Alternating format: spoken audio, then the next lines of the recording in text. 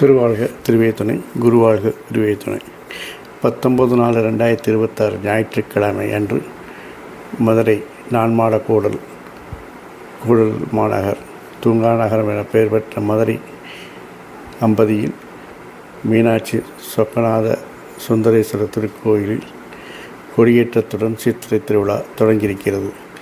தமிழகத்தின் மிகப்பெரிய ஆன்மீக மற்றும் பண்பாட்டு திருவிழாக்களில் ஒன்றான மதுரை சித்திரை திருவிழா. இந்த விழா மீனாட்சி அம்மன் மற்றும் சுந்தரேஸ்வரர் திருக்கல்யாணத்தையும் கள்ளழகர் வைபவத்தையும் இணைக்கும் தனித்துவம் கொண்டது. சித்திரை மாதம் முழுவதும் நடைபெறும் இந்த விழாவில் மீனாட்சி திருக்கல்யாணம், தேரோட்டம் மற்றும் கள்ளழகர் வைகை ஆற்றில் இறங்கும் நிகழ்வு, அதாவது 1/5/2026 போன்ற முக்கியமான உற்சவங்களை கொண்டாடப்படுகிறது. ஆயிரக்கணக்கான பக்தர்கள் கலந்து கொண்டு பக்தி உணர்வை வெளிப்படுத்தும் இந்த விழா மதுரையின் அடையாளமாகவும் தமிழர் பண்பாட்டின் பெருமையாகவும் திகழ்கிறது. 5ஆம் திருநாளாம் மதுரை சித்திர பெருந்திருவிழாவில் காலை 9 மணி அளவில் மாசி வீதிகளில் இறைவனும் இறைவியும் தங்கச்சப்பரத்தில் பவனி வருகிறார்கள்.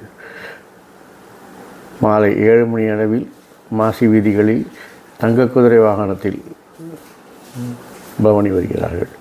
இரவு 9 மணி அளவில் கோயிலுக்குள் மீனாட்சி நாயக்கர் மண்டபத்தில் வழக்கமாக எழுந்தருள மண்டபத்தில் எழுந்தருளச் செய்து வேடர் பரி லீலை நிகழ்ச்சி நடைபெறும். இது தல ஓதுவாரால் நடத்தப்படும். இந்த 5ஆம் நாள் திருவிழாவினுடைய தத்துவத்தை நாம் பார்க்கும் பொழுது, புலன்களின் வழியே செல்லும் ஐம்பொறிகளும் பஞ்ச அவஸ்தைகளும் பஞ்ச மலங்களும் தம் வலிக்குண்டலை குறிப்பதாகும்.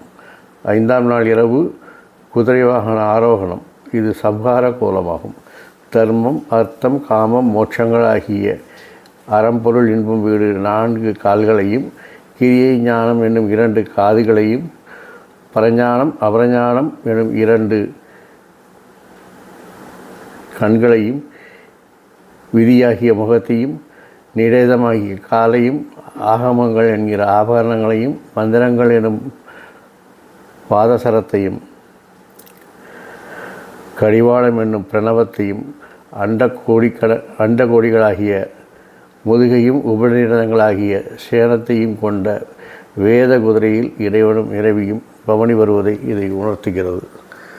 பக்தகோடி அன்பர்களே, தங்கச் சப்பரத்திலும் தங்க குதிரை வாகனத்திலும் இறைவனும் இறைவியையும் பவனி வருவதை கண்டு புண்ணியம் பெறுங்கள், வளம் பெறுங்கள். மீண்டும் உங்களை 6ஆம் திருநாள்